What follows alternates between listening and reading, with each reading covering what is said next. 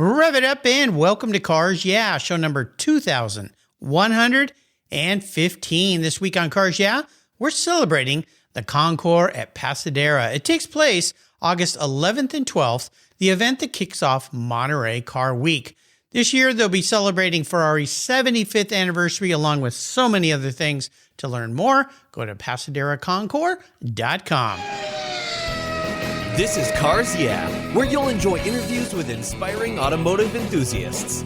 Mark Green is here to provide you with a fuel injection of automotive inspiration. So get in, sit down, buckle up, and get ready for a wild ride here on Cars Yeah.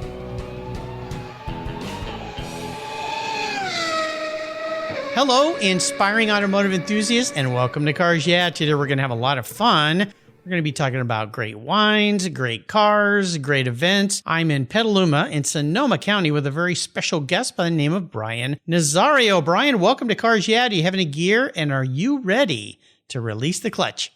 I'm ready. Thanks so much for having me, Mark. You're welcome. I guess I should have said, are you ready to pull the cork out of the bottle? Because we're going to be talking about some great wines, of course, with the company that you're part of now, Adobe Road Wines. You regular listeners will remember that way back I had founder Kevin Buckler on the show several times to talk about their wines, about a new thing that they're building, which we're going to let Bryan share that a little groundbreaking story with us. But before we give you a proper introduction, Bryan, what's one little thing that maybe most people don't know about you?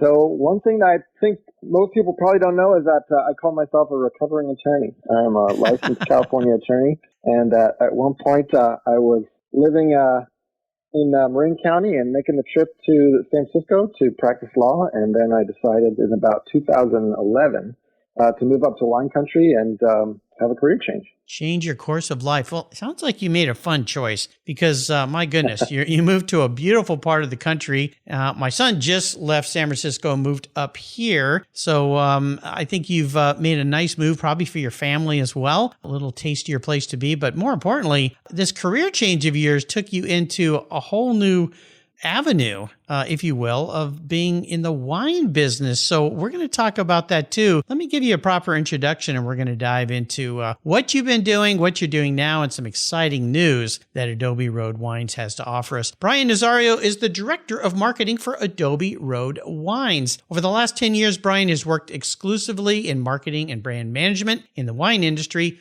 and has guided and grown a variety of individual brands. After co-founding his own successful wine company back in 2011 and selling it in 2014, he was the director of marketing for Signorello Estate, now under the direction of wine greats Celia Welch and Steve Mathieson. During his 4 years, he was instrumental in bringing a 40-year-old wine brand to the forefront of first-tier Napa Valley producers.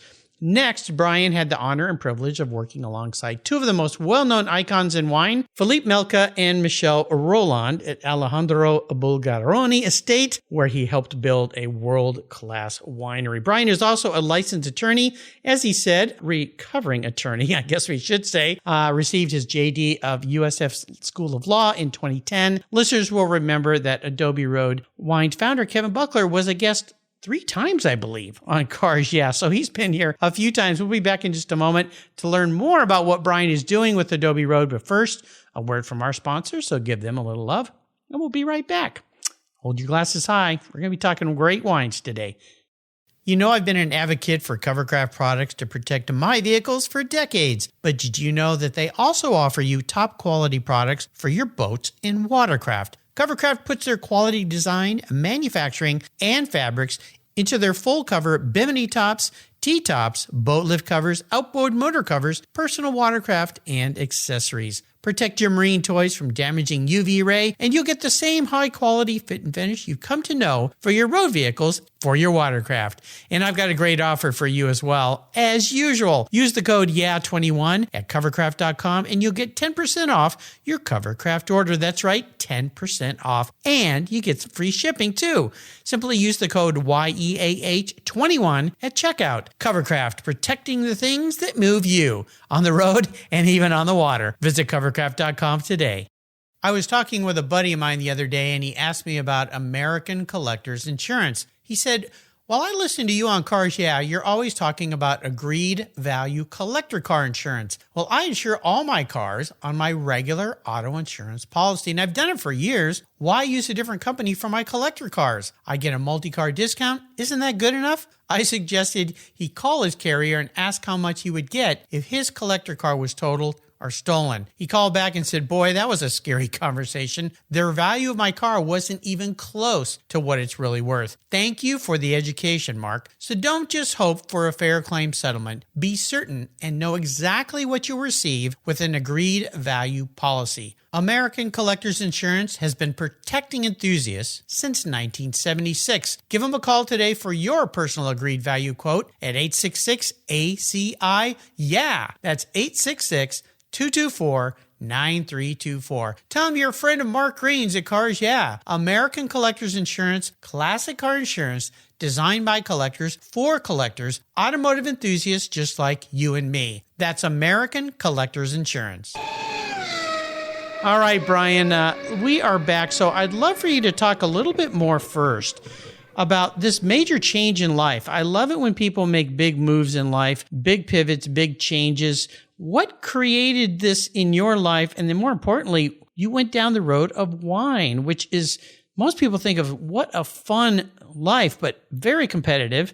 Ups and downs, you're dealing with nature. I mean, there's all sorts of competition and things that are maybe out of your control, but what led to this new path in your career?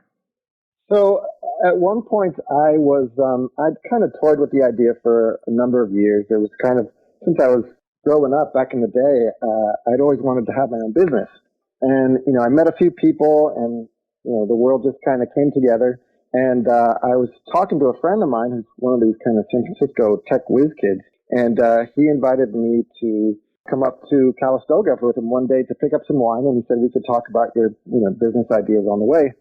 And while we were there, we met with the owner of the winery, and he just kind of happened to say to me that he was doing 25% of his business overseas in Japan. And I kind of was curious, and I said, geez, you're a small little Calistoga producer. You probably make 1,000 cases of wine a year. How did you get a foothold in an overseas market? And I realized that there's a lot of little guys in Sonoma and in Napa, and they've got their hands full just making wine and trying to sell what they make, and really have no idea of how to kind of get a foothold in major markets, especially overseas markets. And with the group that I put together and with my kind of legal skills, we decided that we could offer a service to people that was basically turnkey in terms of shipping and logistics and marketing and getting their little brands to big markets.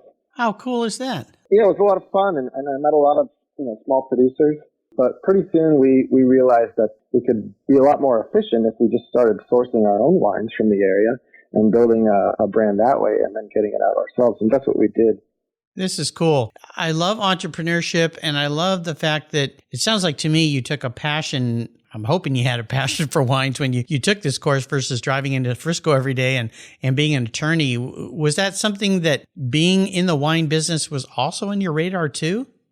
Yeah, it was.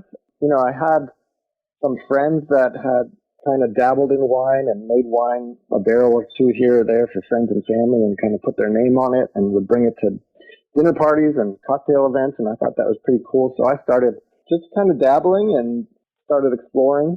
I had a 68 Camaro that I kind of took out of the garage whenever I could and shot up to Napa and Sonoma. And it was always just kind of a passion project for me. So yeah, turning it into a business was fun and exciting, but as you said, didn't have any shortage of challenges. Well, of course. We'll get to the challenges in a moment, but let's get back to cars and wine. Now, a lot of people go, okay, what's the relationship? Well, if you've listened to Cars Yeah for very long, I have a lot of interesting people on the show. And one of the most interesting was racer Kevin Buckler, a guy who's raced Le Mans. I mean, he's done all these things in the racing industry and decided, I love wines and I'd like to start a winery. And there we go. And the fact that did you find him or did he find you? How did you guys connect?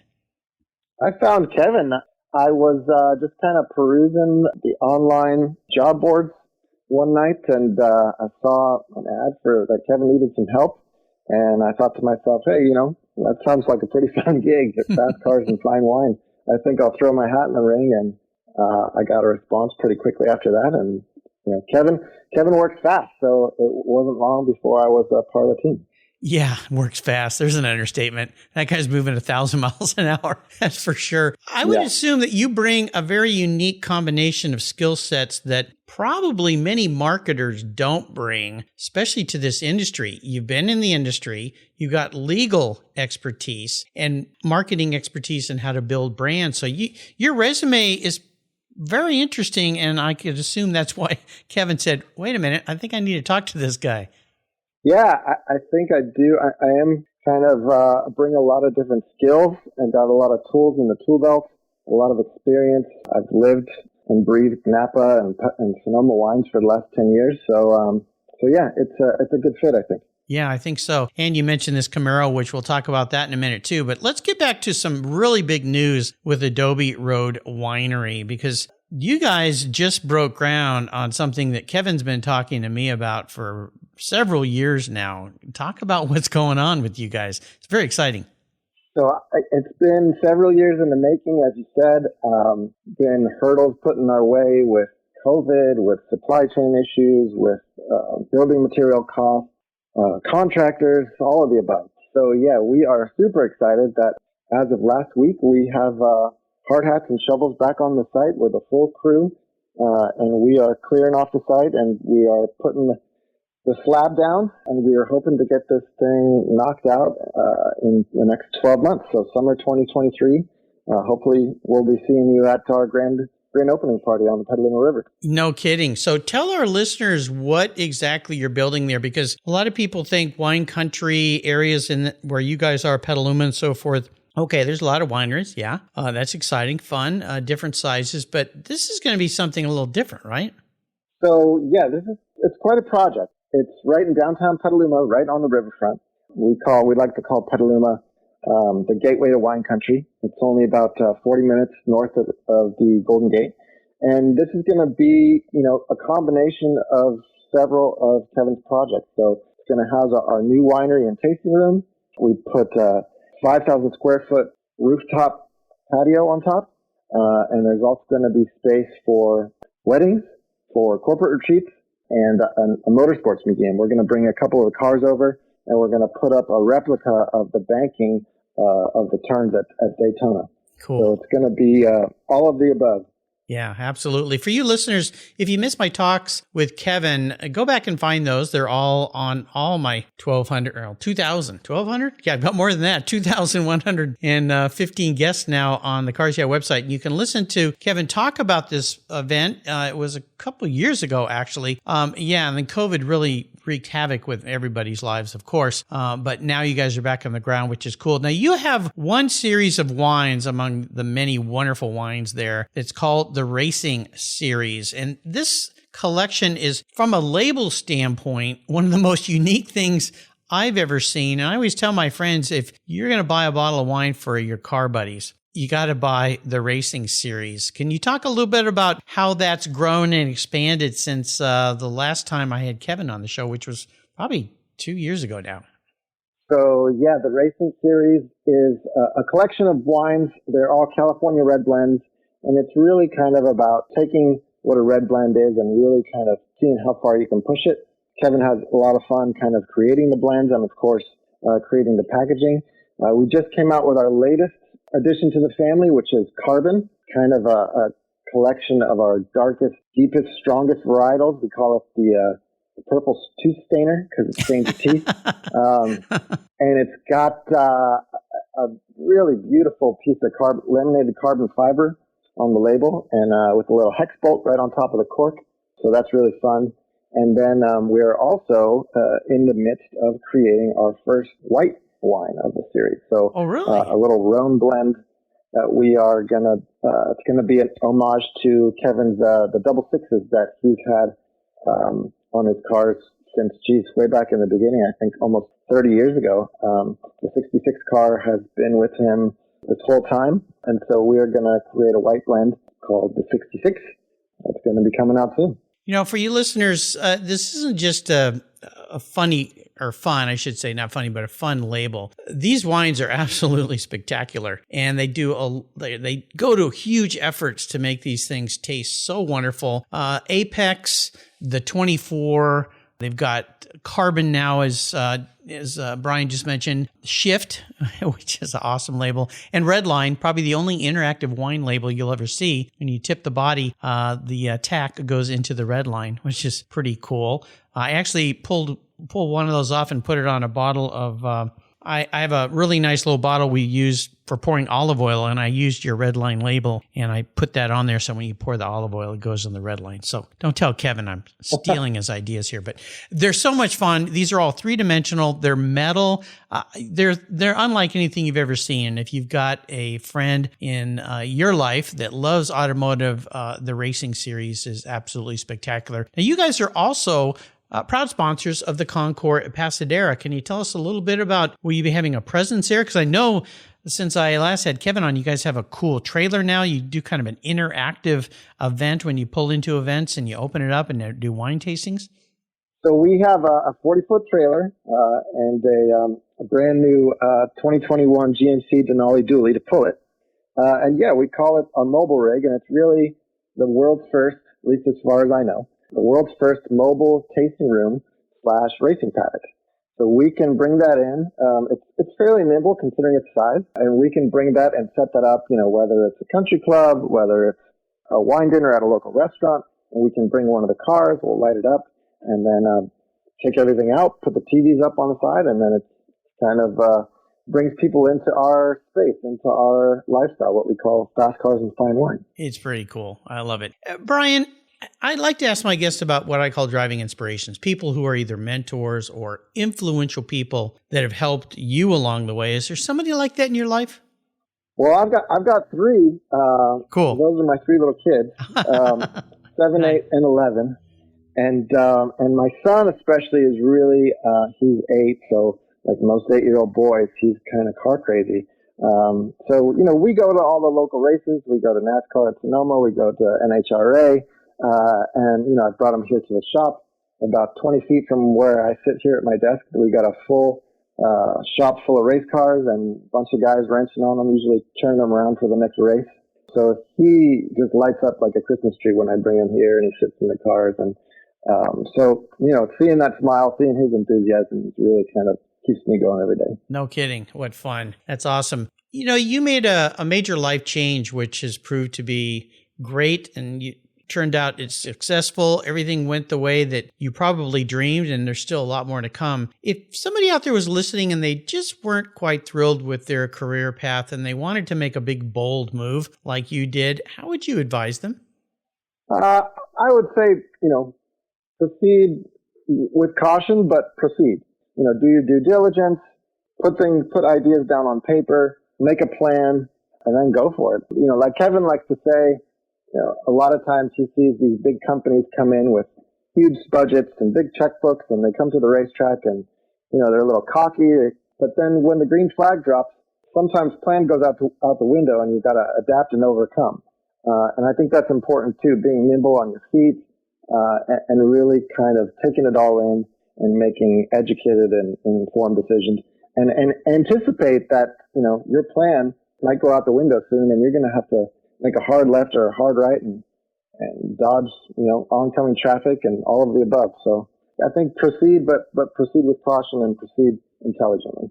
Yeah, there's a lot of relationship here to racing, and they say many a race is won before you get to the track, and that is in preparation. And you hit the nail on the head with that. You got to really prepare, have a nice runway. Remember that financially this may take a while, so you need to have saved up some, have some reserves in the coffers, if you will. But yeah, definitely that idea, because you're working with Kevin Buckler and that he's raced endurance races, almost his whole life. He's used to having to make changes and realign things super fast. That's what endurance racing is all about. So great advice. We're going to take a short break. We'll thank our sponsors here. We come back. I want to talk about challenges and obstacles and barriers and walls and skidding out of control. So keep that thought in mind, and we'll be right back. AutoGeek's Blackfire SiO2 spray sealant. It's a spray-on, wipe-off sealant that's quick, safe, and easy to clean and protect your vehicles. I love using it on all my cars. AutoGeek's Blackfire SiO2 spray sealant is a spray-on, wipe-away sealant that uses SiO2 ingredients to provide a slick, brilliant, and long-lasting shine. Silicon dioxide is known to be one of the most effective ingredients in car care products, and Blackfire spray sealant takes advantage of every stunning feature it has to offer. This sealant will protect your paint from road film, dirt, and other common contaminants while providing an impeccable, long-lasting, hydrophobic surface that forces water to sheet and bead on your paint for months. Go to autogeek.net to get yours and for the best product selections on the internet today, along with their skilled technical support. Autogeek.net is where I go for all my detailing needs. That's autogeek.net. Check them out today. I've discovered Linkage. It's a new quarterly publication and website that covers the automotive market, driving, restoring, collecting, and discovering your passion for motor vehicles. Linkage is about experiences, opinions, and values. Linkage is an actual informed, reasoned opinion based on first-hand experiences. A talented Linkage team covers the automotive world, the people who share your passion and mine, smart, considered, rational, and experienced opinions, ones you can learn from and grow. That includes our passion that drives auctions and the collector car market. So come with me and join us on this journey. And be sure to use the code CARSYEAH when you subscribe, and they'll give you $10 off. Boom! Linkage, geared for the automotive life. Subscribe today at linkagemag.com. 20, 50, or 100 years from now, will there be a workforce to care for the collector vehicles we love? With auto shop programs disappearing across the country, it's a question we enthusiasts have to ask. That's why I support the RPM Foundation, which exists to ensure that the critical skills necessary to preserve and restore these vehicles aren't lost to time. One of the many ways RPM, which is short for Restoration, Preservation, and Mentorship, is accomplishing this goal is through workforce development initiatives. The RPM Apprenticeship Program enables the next generation of artisans to earn a living while they learn the craft of restoring and preserving these vehicles directly from industry professionals. The Endangered Skills Program documents the process of masters training future craftspeople on a variety of critical skills in danger of being lost forever. For more information on how the RPM Foundation is driving the future of the collector vehicle skills trade, visit RPM Foundation today. They're one of the charities of choice here on Cars Yeah! So Bryan, let's talk about this. This is what we call the Cars Yeah! Challenge question. It's really more about the lesson learned, though, but these things usually come hard fought. So walk us through a challenging time perhaps in your career or your life, but tell us, what did it help you with so that you can move forward into a positive light? You know, I think I've had my fair share of health challenges. Sometimes those are tough. Growing up as we are here in America, we're not used to going to the doctor and, having them shrug his shoulders and say, I'm really not sure. Wow. It's kind of a wake-up call when it happens to you, and you kind of look around and you say, well, what do you mean? I don't get it. You're supposed to have the answers. Yeah. And then you go home and you don't really have any more answers than when you went in, and you're kind of left on your own to figure it out. That was something that I dealt with for a few years. Luckily, I did find some help in the end. But I think it's all about persistence, finding a way to stay positive, and just putting one foot in front of the other every day, getting up, putting your pants on one leg at a time, and just getting your head down and working towards your goal. Otherwise, you can get caught up in the negativity really quickly. And once that happens, it's just kind of a downward spiral. These days we have so many resources, and sometimes that can be really good, and sometimes that can be a challenge because you don't know if they're all accurate. And boy, I've had family members that have dealt with this too, and they keep coming back and going, well, I couldn't tell anything that's wrong with me, but something's wrong with me. What are some of the key things that you did in your situation that led to success and discovery? I think it was a big thing for me was just talking to as many people as I could, because you never know when you're going to meet the right person, and they're going to know somebody and they maybe heard a story that's like yours, and they know someone that had a similar experience and they found help. And for me personally, I think you get into this mode where you just kind of shut down and maybe you don't want to talk to people. And I think you got to overcome that, and you got to, in fact, put yourself out there a little more, because, sometimes it's hard asking for help, but you got to do it because you can't, there aren't too many things you can just tackle individually on your own. You're usually going to need a helping hand. That's kind of a guy thing too. I think it tends to be. Guys tend to want to ignore that stuff or think I can just overcome this. And they think, my buddies don't want to hear me whine, so I'm not going to talk to them about it. But you hit the nail on the head. We went through this years ago with my wife, a very serious health issue that was undiagnosed. The doctor kept steering her the wrong way, and we couldn't figure out what is going on here. And it led to some even more serious things that finally I just got on the phone and started calling everybody I knew, every physician and everything, and we finally found what was going on, found some solutions, took a long time, but pulled out of it. But I dread to think if we just sat back and accepted what the physicians were saying, might not be here today. So I think you're right. You've got to speak up, and you got to talk, discuss it with people, and there's no shame in it, of course. I think in some ways, too, if you think about healthcare crisis in this country or around the world, especially since COVID, it's something that people never talked about. And I was talking to somebody the other day. I said, back in the day,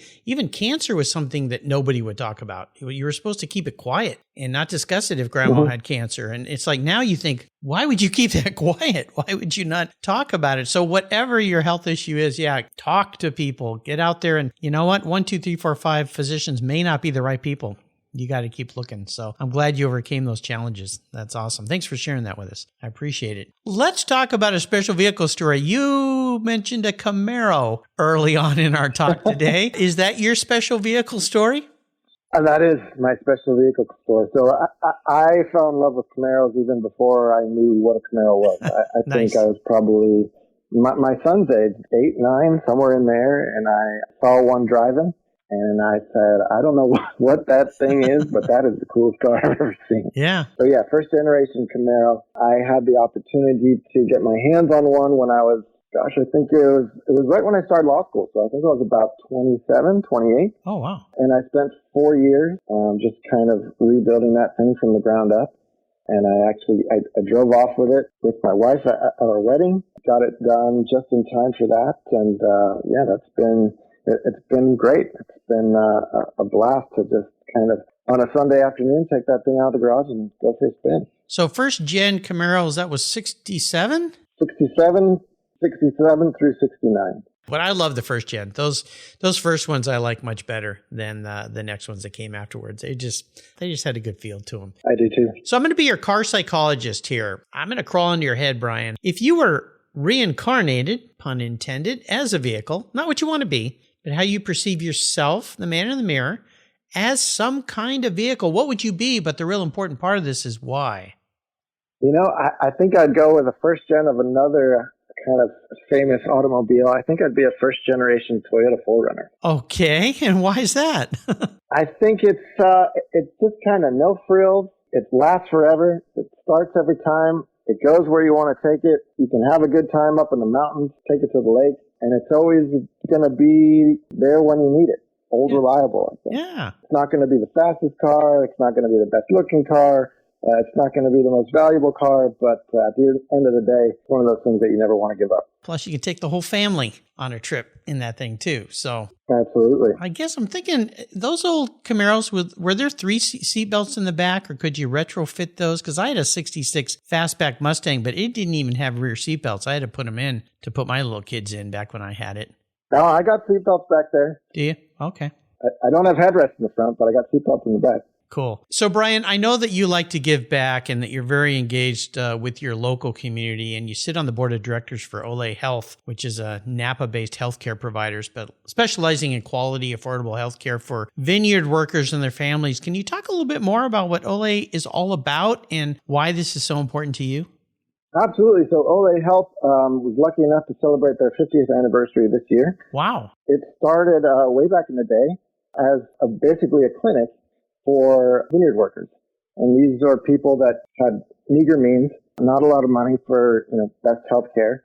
but, a collection of vintners in Sonoma, in Napa, got together and started this clinic and basically said, you guys work so hard for us.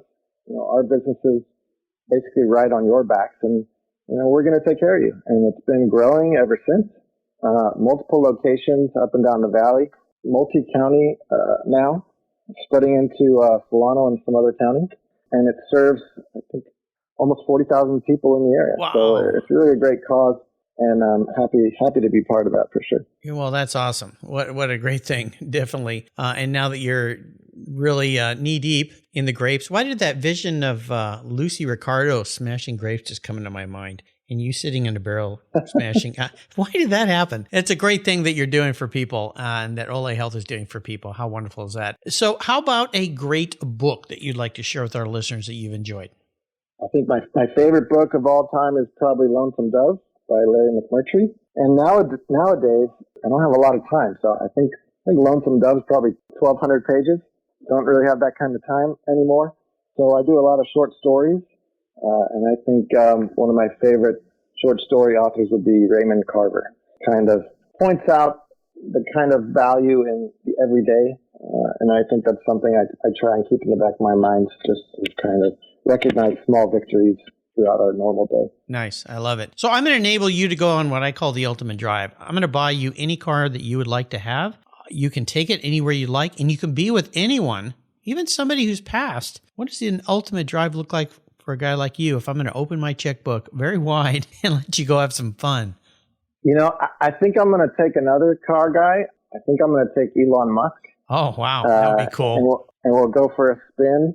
I think there's so much that he's done for the automotive industry and really kind of been at the forefront of taking the industry into electric, also taking us into space nowadays. Yeah. But the amount of accomplishments that he has achieved, one man, and he's not even, I don't know how old he is, but he's not very old. No, it's amazing. Just jaw-dropping, the things that he's been able to accomplish.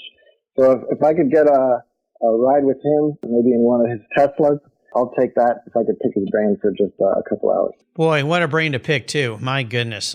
He's one of those people you just go, how on earth? I mean, how on earth does he do what he does? Right. Yeah, it's beyond imagination, but that would be an interesting ride. Maybe in that new Cybertruck deal that they're trying to get completed. That might be kind of interesting. Go get some wine and throw it in the back, and that would be pretty cool. Yeah. Fun stuff. Make a call, see if we can make that happen. I'm still trying to get him on this show. He's not an easy guy to get a hold of. That's for sure.